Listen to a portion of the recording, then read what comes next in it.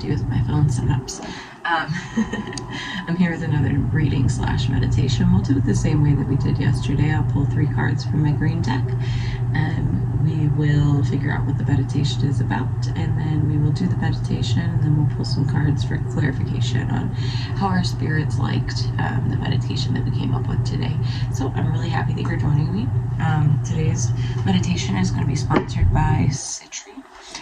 Citrine I chose because it's Thursday, and Thursday is whenever this message finds you. That's irrelevant, but today is Thursday for me, and Thursday is ruled by Jupiter, and Jupiter, one of his favorite crystals to work with is citrine.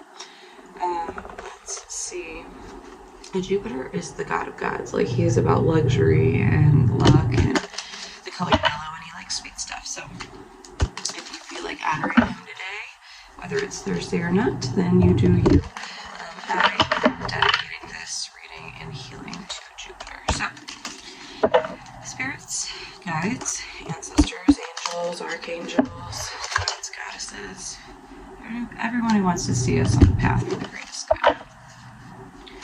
What is our healing that we need to complete today? What is what we need to heal?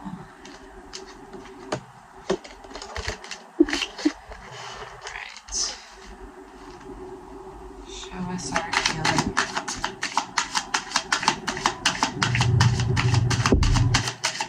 We need to heal. The deck is upside down. There it was. We're not going to give it to you that way. Alright. We got spearmint. We got the apple, which I just did a message about the apple yesterday on my TikTok, so if you haven't seen that, come and check it out. And the mirror. Okay. This message is about the message that I gave yesterday, I swear. So go to my TikTok and check it out. No, there was no parts. It was just my last video. It was called Poison Apple, so check it out. So here's the cards that we pulled.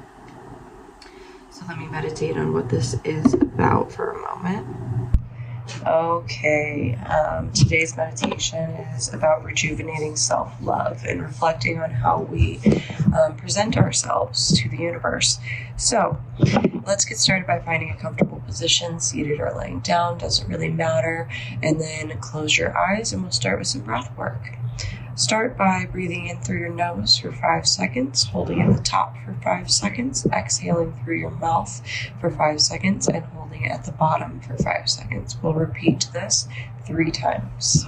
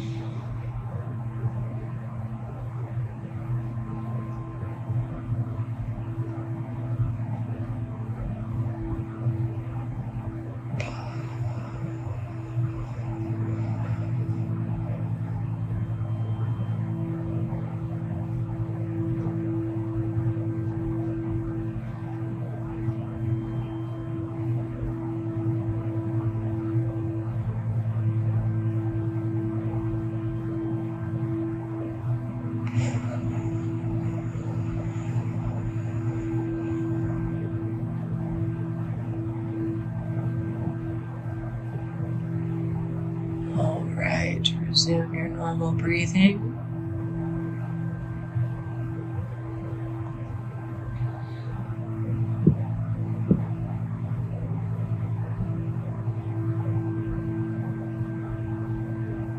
You're walking down the street.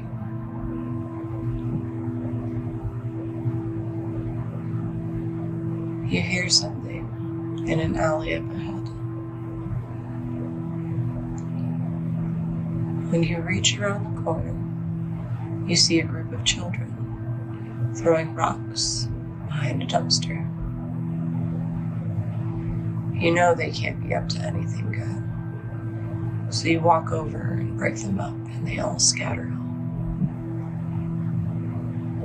Behind the dumpster, scared, but protected by a cardboard box, is a small, muddy kitten. You take off your jacket and scoop her up. She's shivering and wet. You take her home, give her some water, and prepare a warm bath for her in the sink. Gently, you start to remove the mud from her fur. Underneath is glistening, white, long fur that's the softest you've ever felt. As you're drying her off, you notice she only has one eye, but the other is big and blue and looks right at you in a little bit of fear and a lot of gratitude. You pick her up and hold her to your chest, and she bumps the top of her head against your cheek in approval, as if to say thank you for rescuing me. She climbs onto your shoulder, nestles down across your neck, and goes to sleep. Not wanting to disturb her, you decide to go about your day with the cute creature perched by your ear. You hear guttural purring sounds as you go about your day.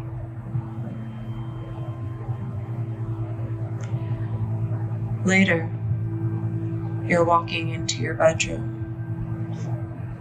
and you pass a floor-length mirror. You take a second look because for a moment, your reflection was not yours. Instead, you had one big, bright blue eye, and you couldn't see out of the other. You stop to take a good look in the mirror, and you notice that one leg is shorter than the other, and one of your arms is especially hairy. Your nose looks large. Your shoulders are too broad. Your belly sticks out, far distended past your waist. What is happening? You thought. This isn't me.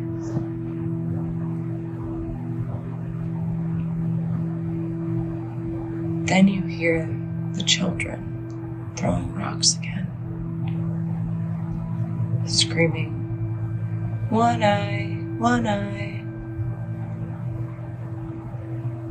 at the cat. And her, terrified, stuck inside her cardboard box.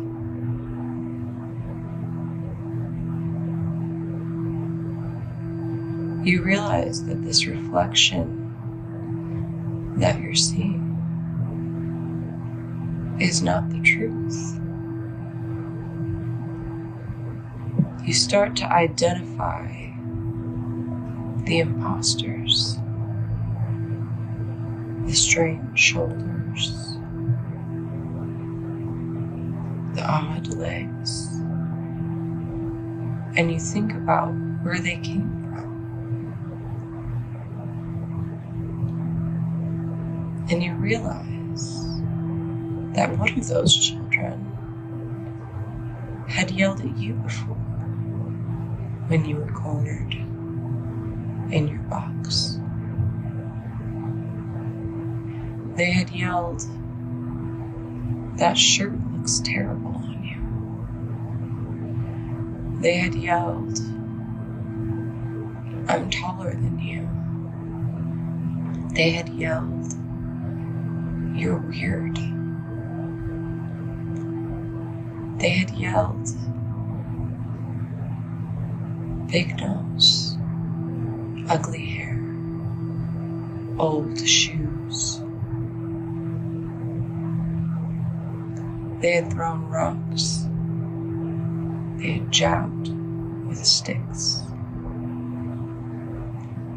And now here you are, looking at that mess that they made in the mirror.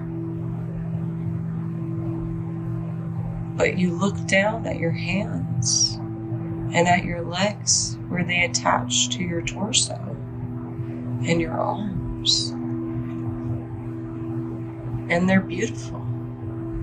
They're the right size, the right shape. They hold you up. They keep you going. They work for you. They are you. And they are not what is reflected in the mirror. What is reflected in the mirror are those children and all of their feelings of their insecurities. I look terrible in this shirt. I'm fat. I'm ugly. But no one wants to hurt themselves. So they hurled those rocks at you instead.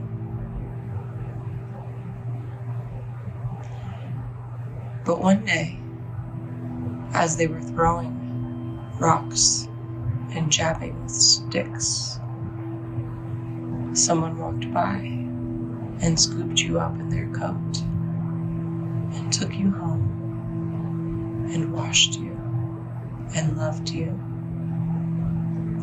And later on that day, you walked past a floor-length mirror and you saw yourself for the first time in beautiful, whole completeness as the person you were meant to be.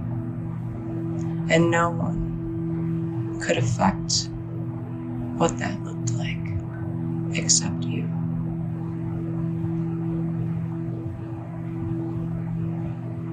You can now start wiggling your fingers and toes, blinking open your eyes, and just be grateful to yourself for taking on this meditation.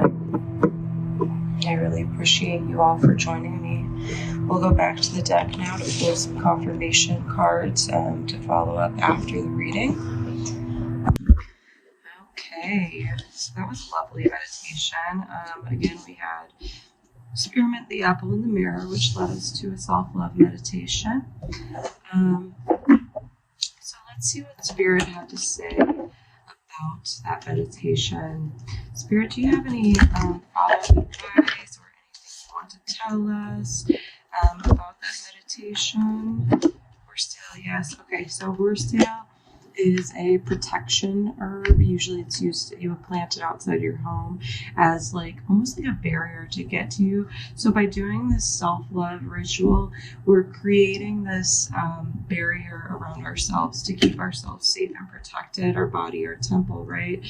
So this is just indication that we have planted our horsetail around us, and now we're in this protective place, which is really great. This is, let's pull clarification on that. Okay, stick to your path is what I'm getting here. So the path may have been lost a little bit recently is what I'm picking up from this. You may have felt like you were either deterred from it or not on it at all is what I'm picking up. But you are, and you're sticking to it, which is really, really great. You just needed, you were feeling some negative energy, again, check out my video that I mentioned earlier. You were feeling some negative energy, but this is going to give you some protection around here. So this self-love is really where that protection comes from, and it keeps you stuck to your path. So those of you who are, really working on their path, whatever that path may be, this is indicative that you are on the correct path and you are sticking to it by completing meditation and self-love. This is also saying to eat a little bit better, watch what you eat today. I am also seeing fire here in bulk. Today is in bulk, as I mentioned before. In bulk is very celebratory with fire. So if you feel like lighting some candles later, just celebrating like spring is on its way, that's always a positive. But this is just telling you to watch what you're eating today. And keep the magic alive.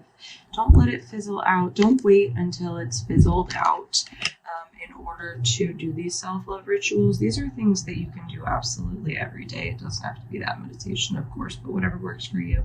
But make sure that you're taking the time to keep your own magic alive. And quietness will very much benefit you too.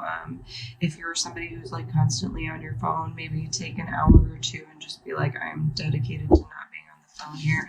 Again, I'm seeing these candles here, so definitely recommending that you take some time to acknowledge, to take some quiet introspective time, burn some candles, relax a little bit, and then the ultimate sign that they are proud of you. They're so grateful that you're on this healing journey. They're asking that you celebrate here, but also to take some time to be appreciative. Quiet contemplation is what I'm getting. Quiet contemplation over how far you have come and how beautiful this future that you're building is. I'm seeing the moon here. I'm seeing the stars. Like, just everything that was in the dark is coming to light now. And you're cutting ties with like things that don't serve you. This is really beautiful. I'm like literally tearing. The spirits are so proud that you're going through this healing journey, and they just want you to know that, one, no matter what choices you make, the outcome is still the same. Whatever is meant for you will be for you. But working towards self-love and these different healing exercises is just so important and so valuable in this existence. So I really appreciate all your time. I hope you have a wonderful rest of the day. Sorry, I'm like down here when I'm not sorry, but you'll figure it out.